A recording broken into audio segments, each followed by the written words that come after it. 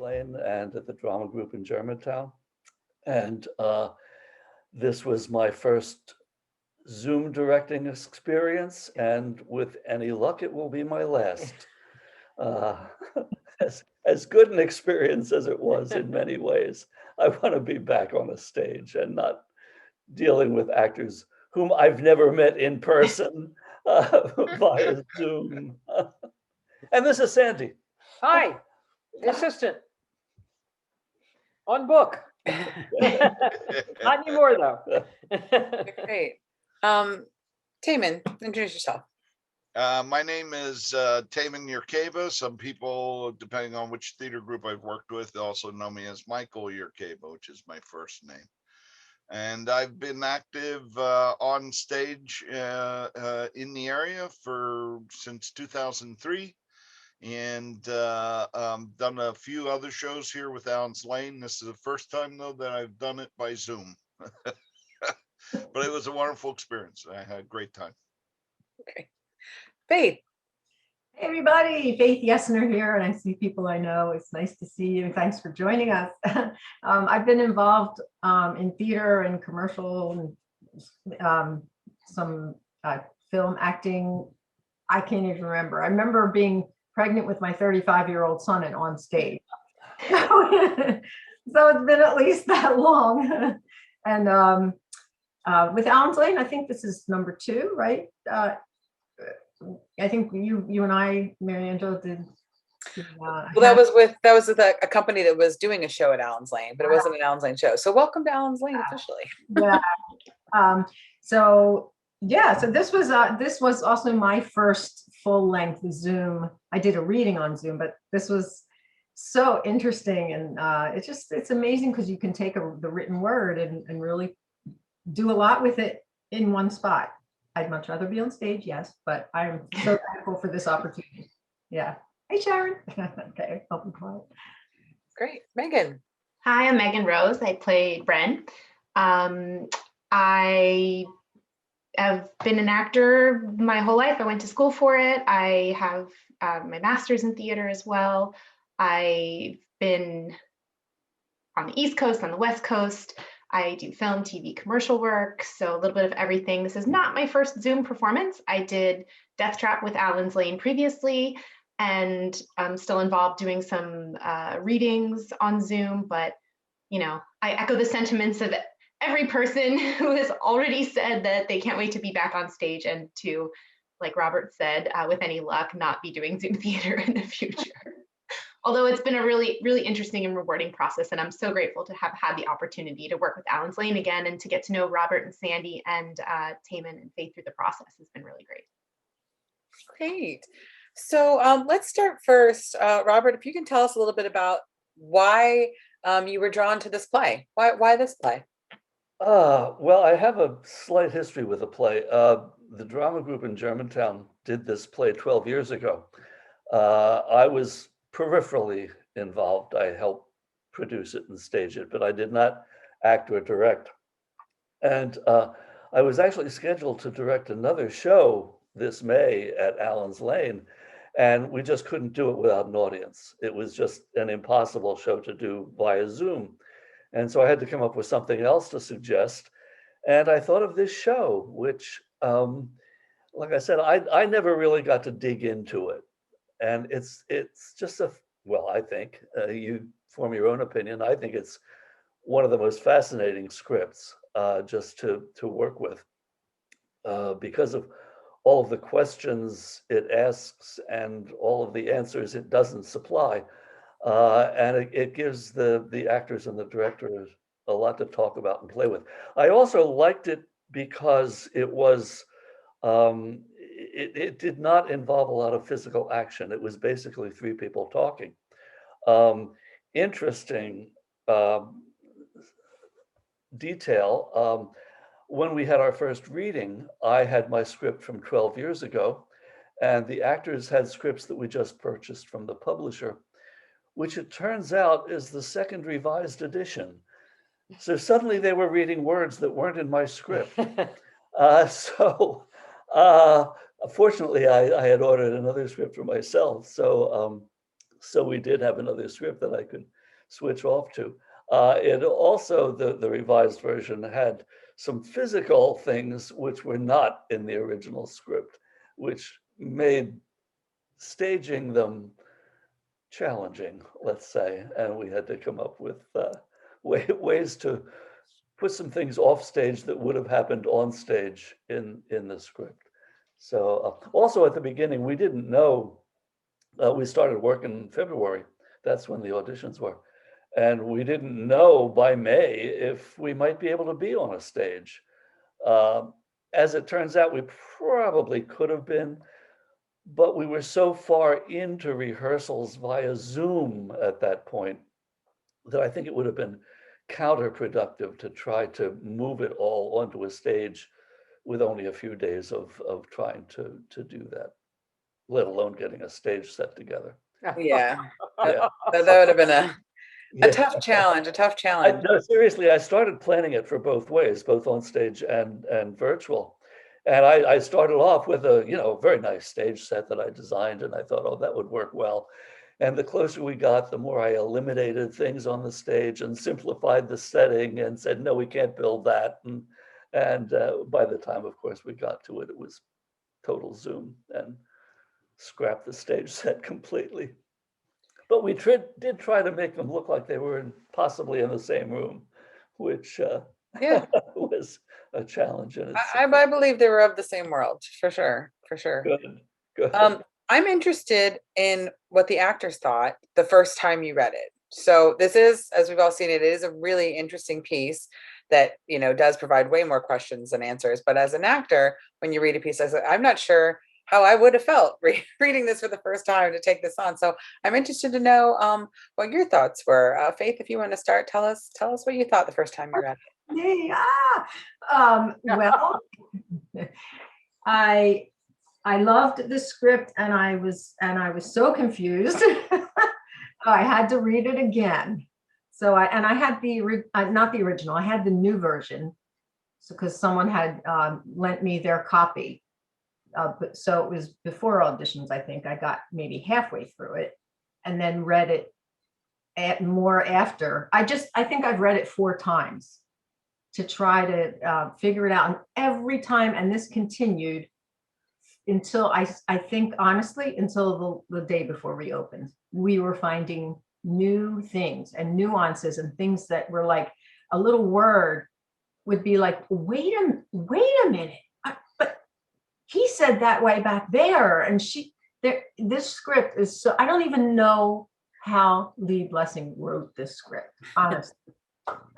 It's intriguing. It's intriguing enough that, the first time I read it, I was like, I'm going to fight for this. I really want to do this. I want to do this role. There's so much that I know, right?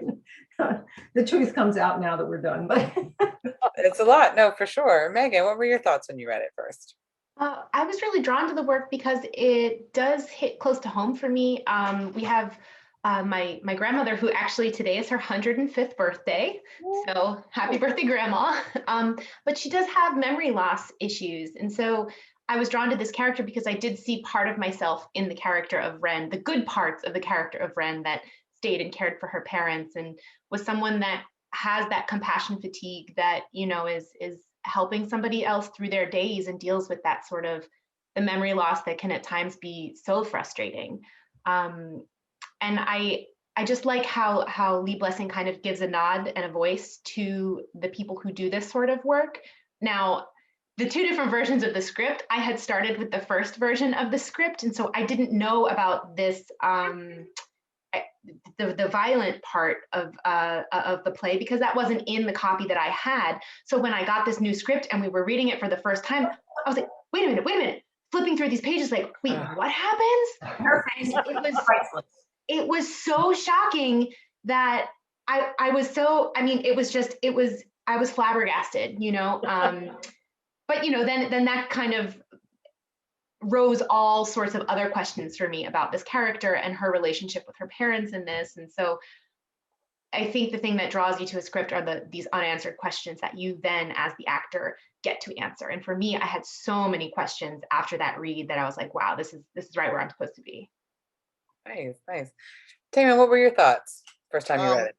By the way, I'm having some sort of communication issue with Zoom, so if I bounce out on anybody, I'm not trying to be rude. I grabbed it. I didn't know anything about the play, but I found the description intriguing.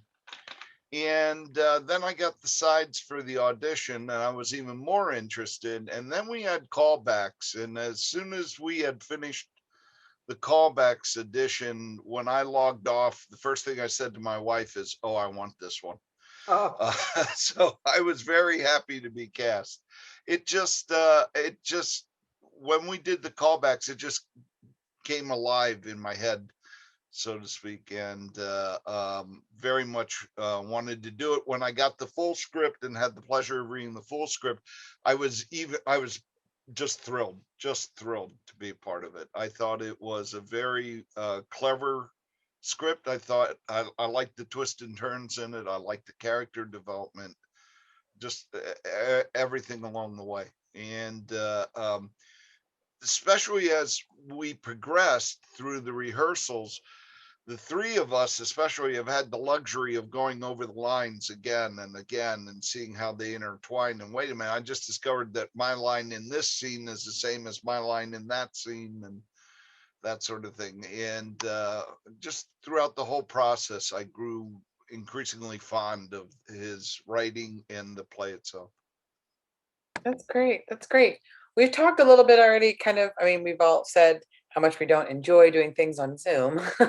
We know everything looks kind of different, feels kind of different. I'm interested to hear from Sandy about being a production assistant, because I know you've done that for many a staged performance. So how was this for you in this kind of environment, doing it for Zoom? it was interesting. Well, basically, being the stage assistant in this particular situation meant being on book. Mhm. So that was pretty much it. I didn't have to tell people when to come on and when to go off and say you're in the wrong spot, but I did have to cue them. So it was interesting. Yeah.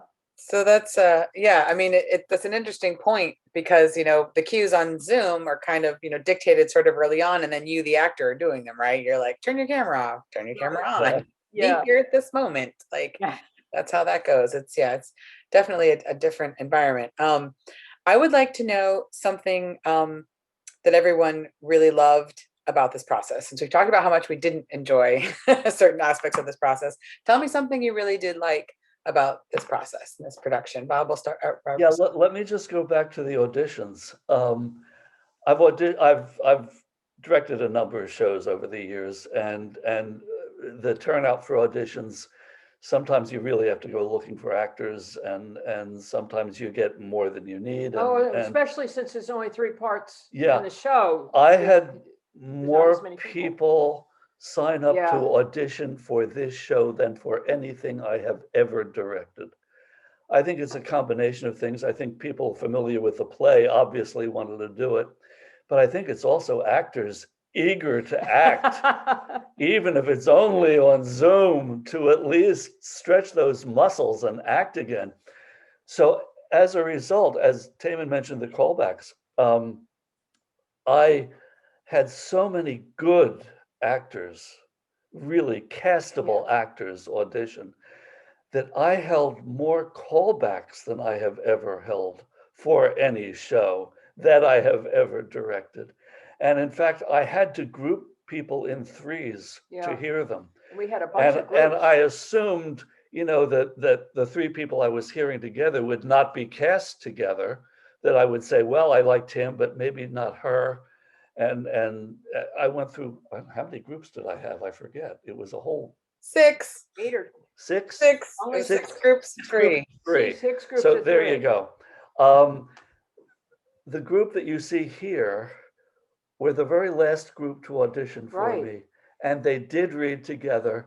And after they read, I said, that's it. That's it. He did. He said it. Yeah, that's what I said. Yeah.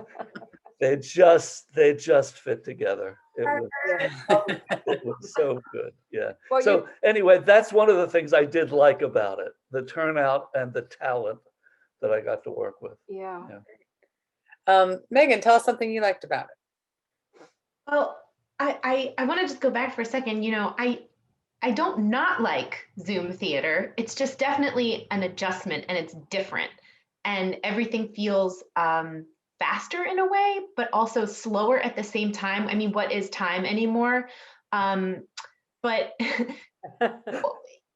in respect to this play on Zoom, one thing that I liked was, well, I guess this is more about the play than on Zoom, so maybe I'll hold that. But one thing I really liked is I feel like even though we weren't in person, I really feel like I got to know Taman and Faith and Sandy and Bob, because on Zoom, only one person can speak at a time. And so you have to listen to that person.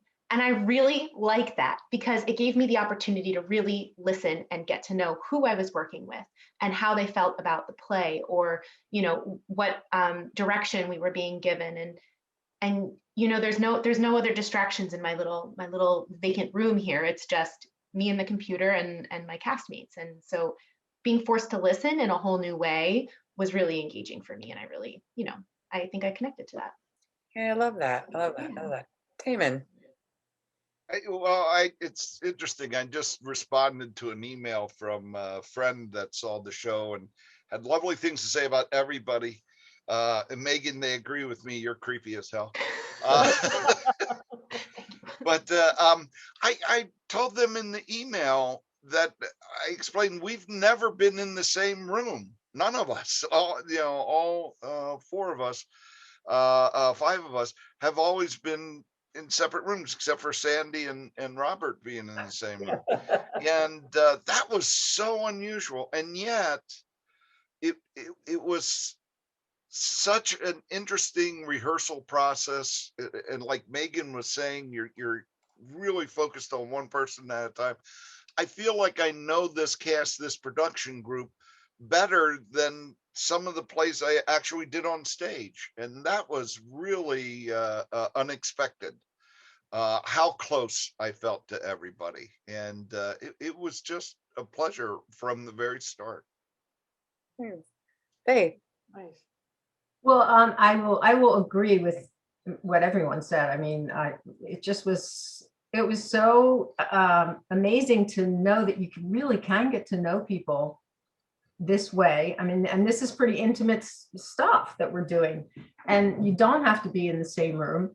The thing that on a personal level that I was challenged with in the beginning was I'm a very tactile person, and also spatial. I need to know where I am on the stage. It locks the lines in. I can remember Cheryl's shaking her head because she knows. You as an actor, you learn the lines. That's your first order of business for me. I learn those lines and I get them nailed as best I can.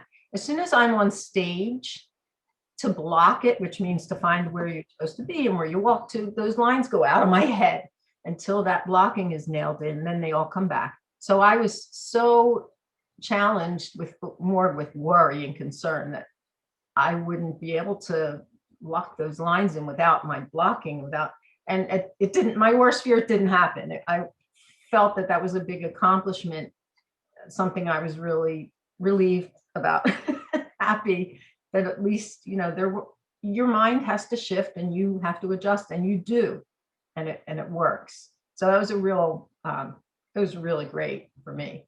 That's awesome. That's awesome. Sandy, was there anything you found you liked about it?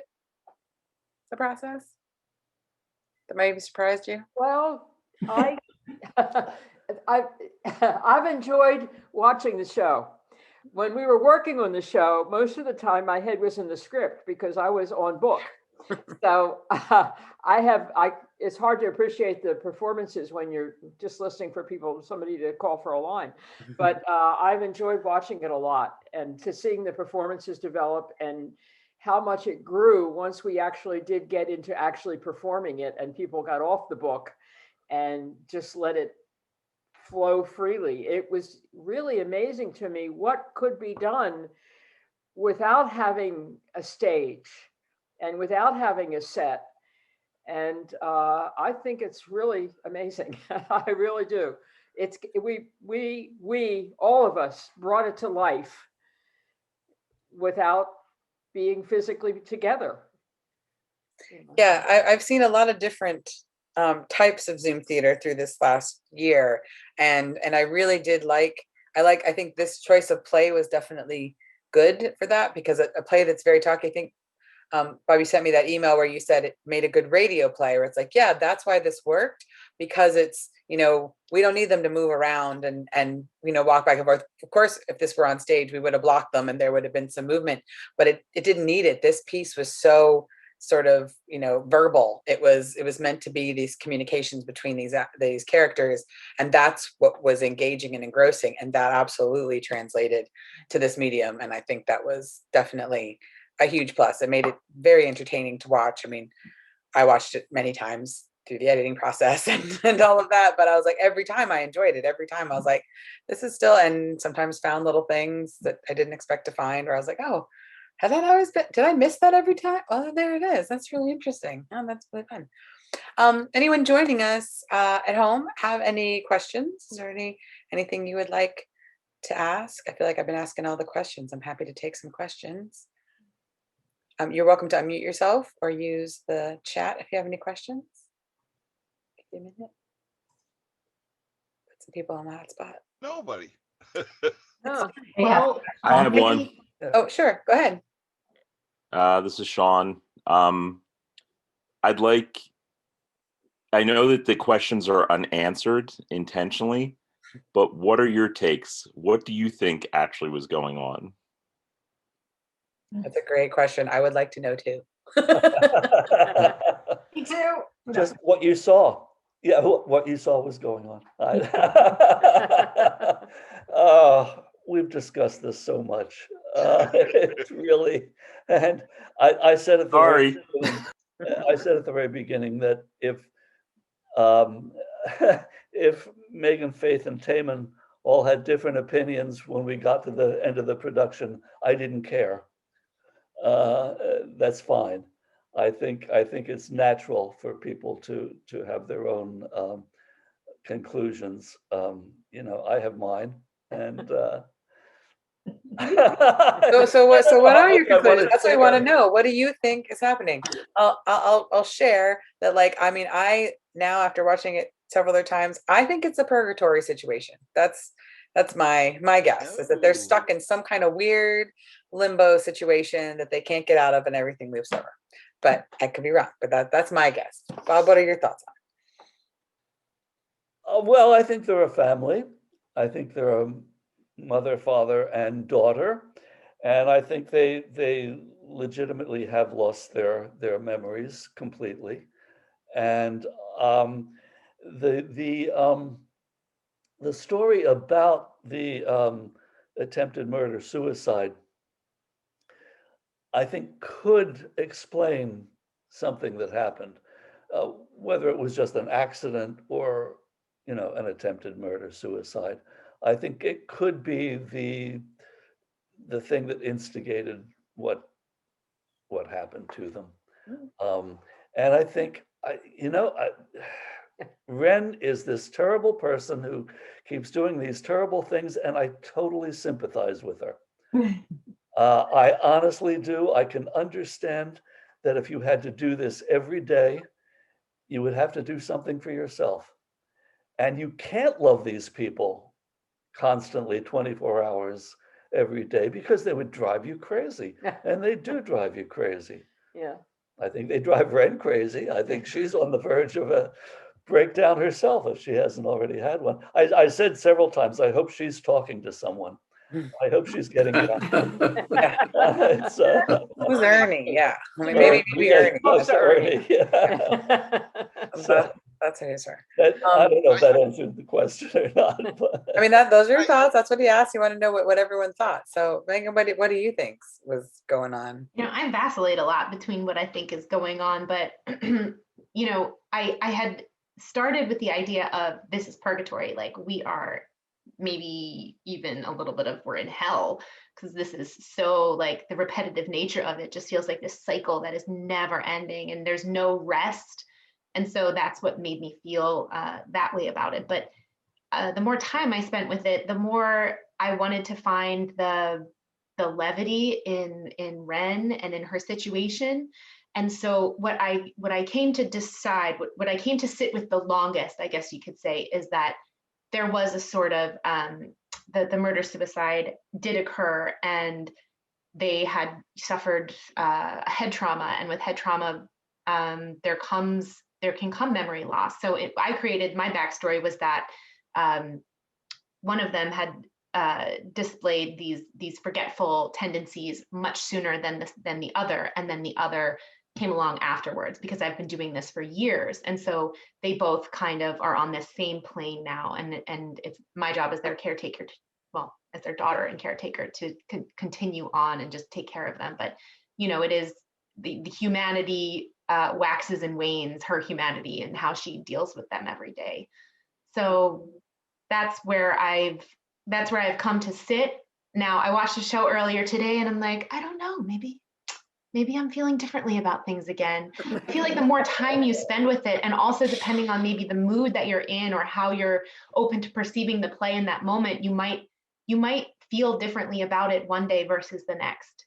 So I think there are still a lot of questions to be answered. I don't think it's a play that you can say, it's not black and white. I think this whole play is one big shade of gray, and that it's going to be different for everybody that views it, depending on how they feel that day or what their circumstances, or how they're coming to view the work. Yeah. Agree. Taman, what do you think's going on? I think the play sort of tells you what happened, at least it seems to me. And it starts out with the body of water. Is it all the same? All three are late? No, wait, there's four. There's that interconnectivity. Avis has, in one of the scenes, she has the question that she puts forward about how does the leaf know what's happening in the root of the tree, and then Megan tells her that well, they're attached. And so I think as people, we're attached like the leaf in the tree, and we're working that out.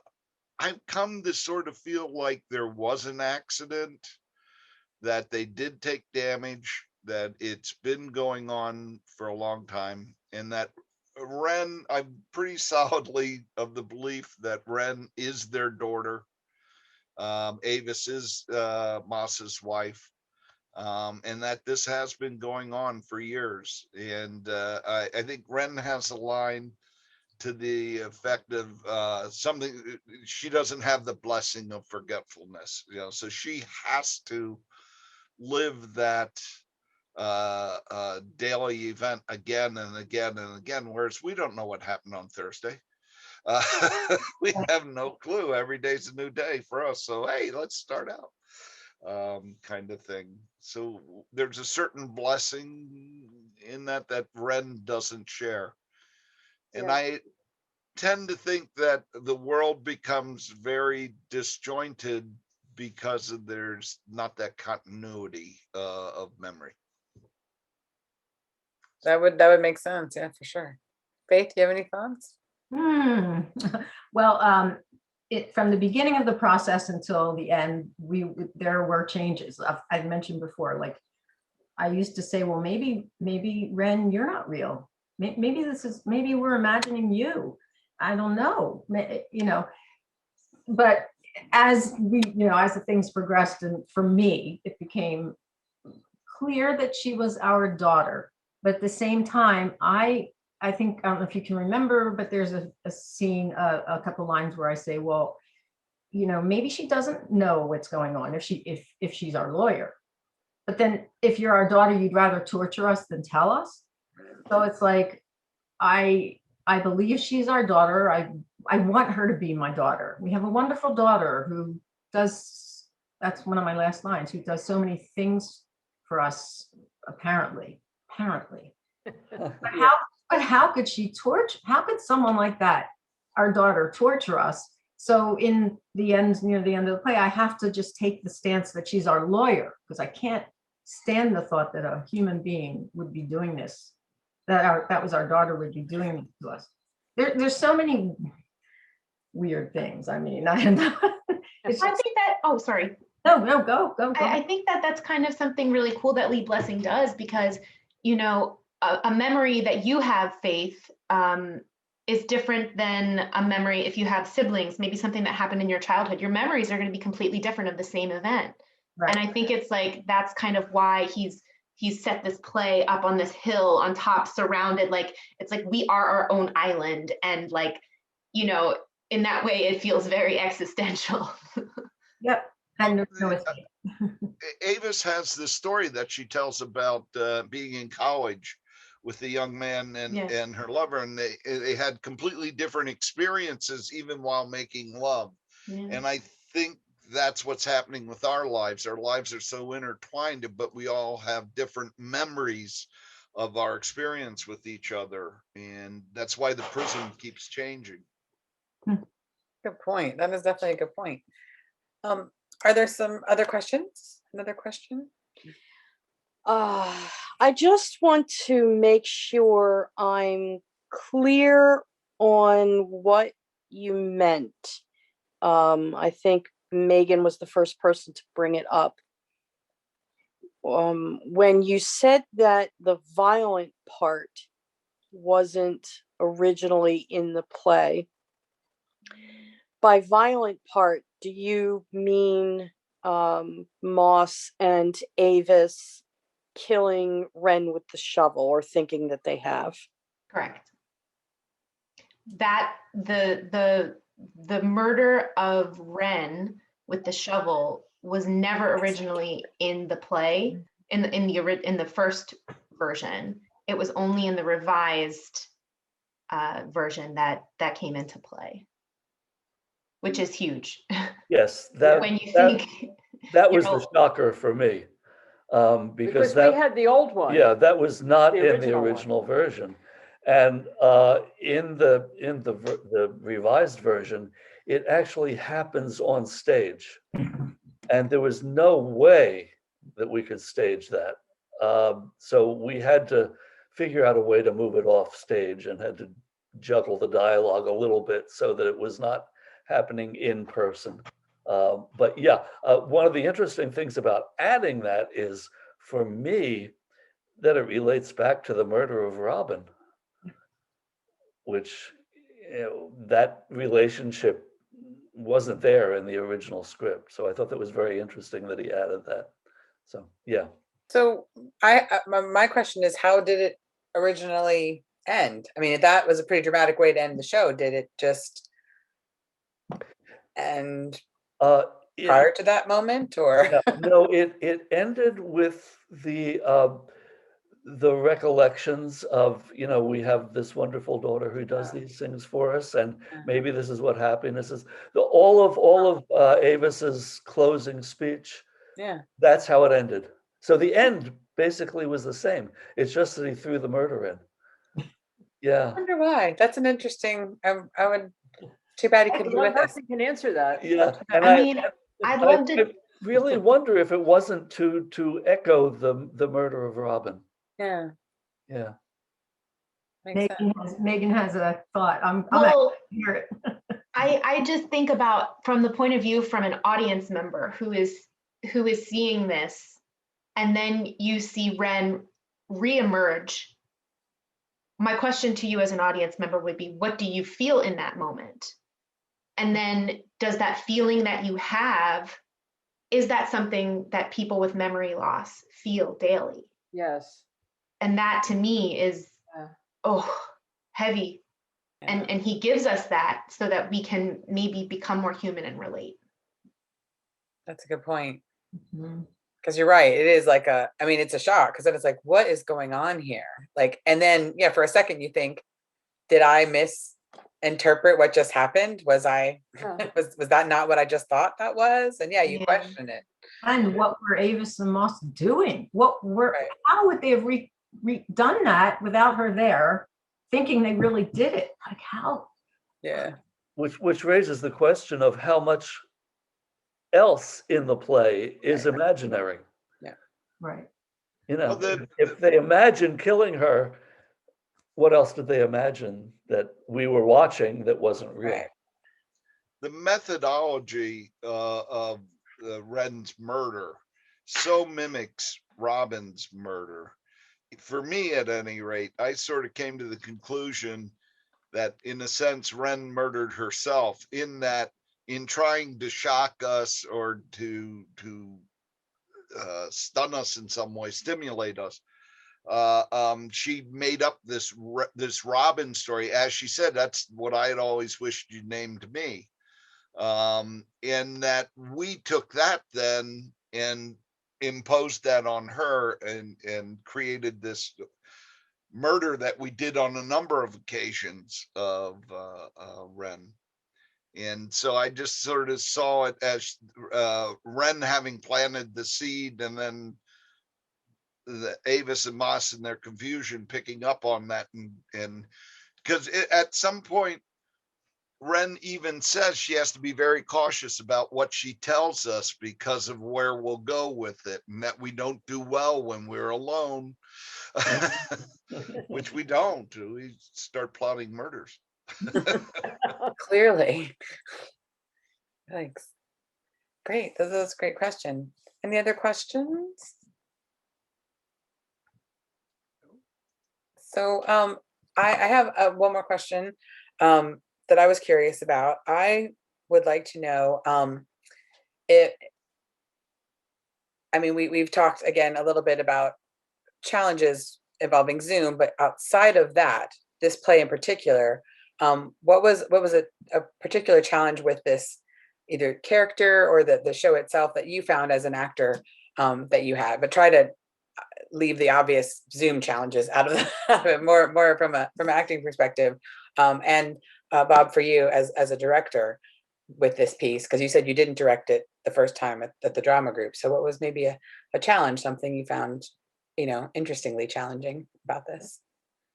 Well, I think the play itself is a challenge. I mean, just I don't know when I've directed a play that we kept talking about and analyzing for so long. I mean, right, like Faith said before, right up at the end, we kept talking about it and questioning things and discovering things. And I think that was a good challenge. I mean, it was a good exercise. And like Taman said, none of us have ever been in the same room together. And it's funny, I've over the years worked with the same actors over and over again as the occasion arises. I've never worked with any of these people before. And I mirror what Taman said. I feel I got to know these people better than when I'm with a group on stage. It's the oddest sensation. It's very, very strange. Yeah. Nice. Maybe we'll meet someday. Who knows? It's like we're in our separate worlds, even if we're making love or being. Pretty crazy weird, isn't this? Yes. Let's get together again and talk about this. Faith, tell us something you found challenging as an actor taking on this role. I think I mentioned the lines thing. That was the most challenging. I mean, it worked out, but I'm saying in the beginning it was challenging. And again, I'm very much a people person and spatial. So not having that room, the actors, set and our room there in the beginning was intimidating. But that diminished. I wouldn't say once we got past that, it was not an issue. There was nothing else that really came up for me. Nice. Good. Taman. For me, definitely, I discovered just how critical my blocking is to the process of remembering lines. So as an actor, you get used to, I go over here and I stand by the couch and that's when I do this speech. And then I go sit in the chair and that's when I do this. Well, we didn't have that luxury. So it was very hard to pick those landmarks. And fortunately, I'm working with people who have the patience of Job. So that was helpful to get through it, but it was kind of a shock to discover just how much I depend on that. And part of it too is the writing of Lee Blessing is so, the play is so intertwined, and we're frequently repeating lines that we said in other scenes, but slightly different. And I had it into my head for a while too, that because he essentially says the same things, at least Moss does. Sometimes he says things might be, and sometimes he says things could be, and sometimes he says things would be. And I was trying to figure out if Blessing was saying, this is what's real, this is what could have been real, and that sort of thing. So I wanted to be as true as I could to the written lines. Megan. Well, let me tell you.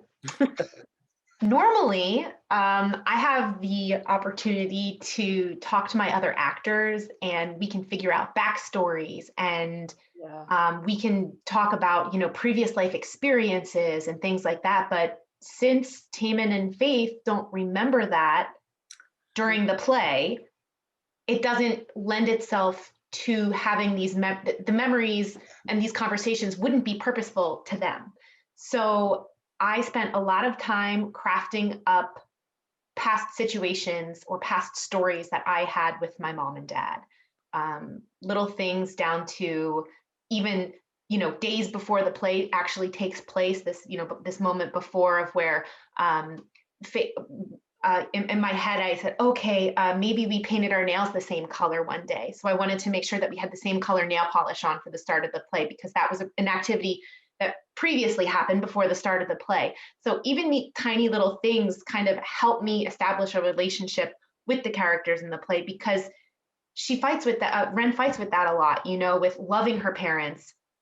And though what she knows her parents are, they're gone in a way, even though their physical bodies are still here, and she has them to love and be present with. But it's such a personal fight for her, because they're here, but they're not, but she still loves them, the memory of who they were versus who they are now. And so I needed something to kind of dig my feet into a little bit and kind of create this backstory so that I could bring, like I said, more levity into her relationship with her parents. No, that's Normally I have a lot of time to talk to my fellow actors, and I did miss that, but it was definitely a challenge, but also, it was something new that I'd never been faced with before. So I learned a lot through it. Yeah, I bet. Sounds like you did, for sure. Okay, great. Are there anything else anyone would like to ask? Yes, go ahead, Kay. My name is Chuck Marshall, and this is Gay Marshall.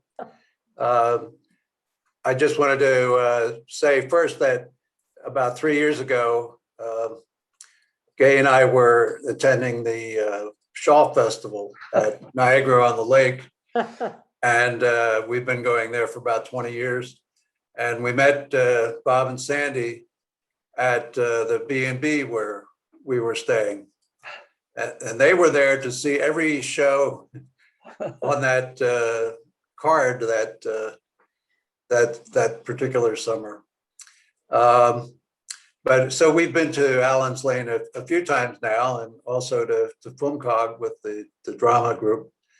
But one of the things that I felt about the play, and it comes from a particular angle, I think, is that as we age, we meet more and more people, or we know more and more friends and relatives that have memory loss, and some of it very severe. And this play made me think about what our friends remember each morning when they wake up. Do they develop sort of an agenda in their heads of what they're going to do that day? But in this case, it seemed to be the extreme of an entirely blank slate when they wake up, of what's going to happen that day or where it's going to go. There's no history behind the day, it seems. And so it made me wonder about whether some of our friends and relatives who have this extreme memory loss, how they endure it, how they get through it. But I thought it was a very well done play, and even though it was Zoom, and one of the features I really liked was how you handed the documents at the bottom of the screen to each other. And I guess, as I think about it now, you probably had to have people off stage in your own room to, oh no, you just reach for them. Yeah. That's us. Yeah. Yeah. Yeah. Just did it. So thank you for that. It was an introduction to a Thank you. very, very good play. Thank you. I like plays and movies that cause me to think well beyond its ending. And this certainly gives a lot of room for thinking and thought. And I just thought the quality of the directing and the acting was just superb.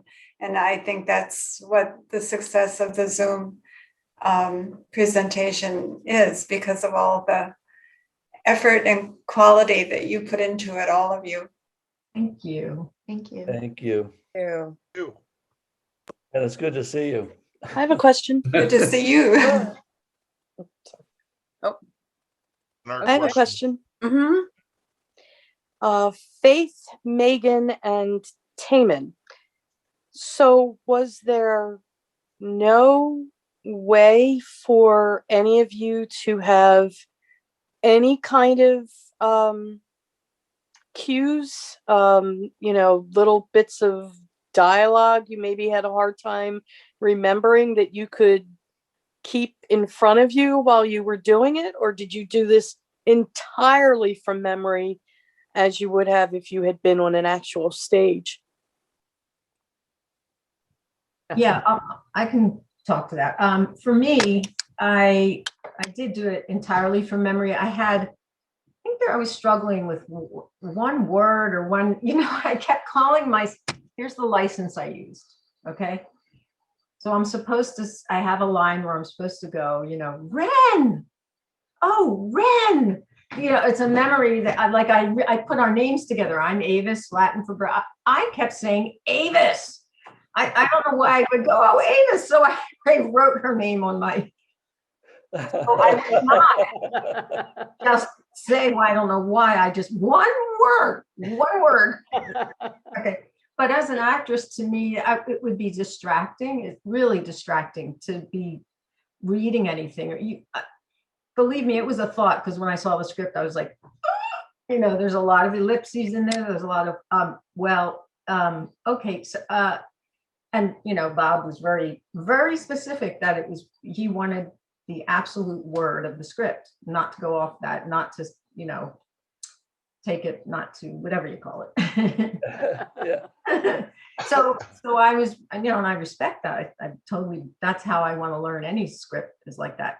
So, but it would have been a distraction not to have to read anything. You just can't. It changes how you're doing the character, it needs to be visceral in here. And it doesn't. I was relieved to be able to actually read the excerpt from the journal. So Robert said it was permissible to actually read it. So when I pick up the paper and I read what Avis has written in the journal, I read what Avis has written in the journal. I think the voice changes when you're reading as opposed to when you're saying lines. And I always say, if you're reading something, read it. Yeah. Yeah, I second what Taman said. We had that letter, and I've done shows in the past where we're supposed to read a letter, and then you get the prop from the props department, and it's like a piece of paper with a bunch of squiggles on it, and you're like, okay, so I'm not reading it. I'm acting like I'm reading. Okay. Right. So it was nice to have the letter there and just kind of be able to read it as though you are reading it, because that is what you are doing. So we did have the letter. That was nice. Any other questions or thoughts before we wrap up here? Yeah, I had a question. Just out of curiosity, you want to know, Taman, if this was your first nude scene? Jeff and I found that very, very funny, very well done for both you and Faith. It was great. We spent a lot of time trying to figure out what was the right angle and how far you could lean in, and Let me tell without you, it becoming a nude scene. Without it. I don't think I can cook with those tongs in it ever again. I'll leave it at that. I would have to say it was my first nude scene, but it's not the first time that I've had pants off on stage. No, it's funny, we talk about the lack of blocking, but actually there were things that we had to block. Yeah, there was And how far you lean into the screen and how you hand something to somebody. Those were things that we had to work out and rehearse. So yeah, and also the wallet and the purse. I had to keep telling them to hold them higher, or we can't see them. And I held it too low after all. It barely made it. It worked. So, You got it. I always wondered what Ernie looked like. yeah. Yeah. I changed my mind about him several times, but he's such an important character and we never see him. I know exactly what he looks like. Very Well, fat. you travel with him so often. Right. I'm the only one who knows. I don't have to know, because who's Ernie? Right. Yeah. You don't remember him, so it doesn't matter. Well, great. Well, thank you all so much for joining us. I have something else I want to just say. In planning this, I had no idea what I was doing, obviously, because I'd never worked with Zoom before.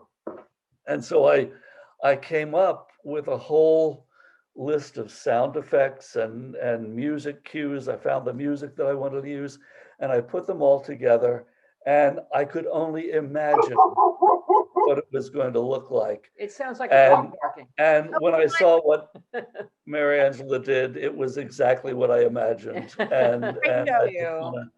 want to give credit for that. Thank you. Yeah, and that really, interestingly, in rehearsal when we used sound effects, I would vocalize the sound effects so that they would hear honk, honk, or car starting. Or, yeah. When we did the recording, I could not vocalize those sound effects because they would have been recorded. So the actors had to pretend they heard the sounds, which Mary Angela then put in. And I thought it all worked. Well, Beautiful. thank you. I have to say, I mean, this is now the 4th show I've had to edit on Zoom that's been sort of recorded this way. One was filmed on stage, so maybe the 3rd. But the cue list and the way that you drew out everything that you wanted made this process so much more streamlined for me this time. But that's why I was able to really focus in on, where do I want to drop this sound effect? Oh, his head shoots up like this when the car door happens because he hears the car door. Like, so I could time it because I was like, I knew that cue was there because I had this very clear list. I want a door slam here, and then the other car door is going to end here, and it's there, and it worked so perfectly that I was able to just follow it like a map and be like, here's where this goes, here's where this goes. And I've never had that time. Usually in the shows past, I had to kind of look and hunt and maybe use my best judgment and watch and be like, maybe here, I'm not sure. And, and it was always a question mark, but this was very, very clear and thought out. And I appreciate that because it made it so much more enjoyable for me to edit and be like, I think I can give you all these sounds and everything where you want it. And it's going to look really great. So thank you. So sometimes it's good to work with a control freak like It was great. I mean, I recommend it. I'm going to be like, if I ever have to do another one of these, I'll be like, I'm going to need a cue sheet, please. And I need you to document it. Here, see body of water if you have questions. This is how this needs to look. This is the way this should be done.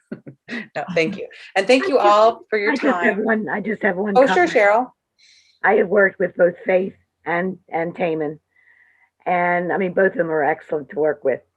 Taman sometimes has a little problem with learning his lines. That's why I was wondering if you had any cue sheets. But I have been on. I mean, I've watched some Zoom meeting or shows that you can actually tell that they're reading the lines Oh, from Yeah. where they're looking or whatever.